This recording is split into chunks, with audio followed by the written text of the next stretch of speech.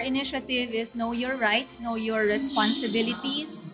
Dahil pagka alam natin ang karapatan natin bilang data subjects, alam natin na protektahan ang ating mga personal information.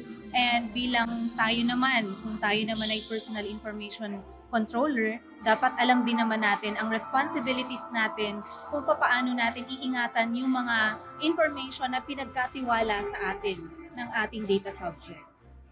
Very overwhelming, sobrang saya po. Salamat sa Diyos dahil nagkaroon po kami ng pagkakataon na ma-share po yung mga best practices ng institution namin.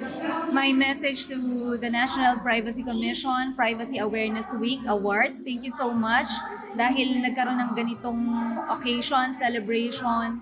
At thank you so much dahil motivation ito sa lahat ng mga organization para maingatan natin ang ating personal information at personal information ng ating mga data subjects. Thank you so much.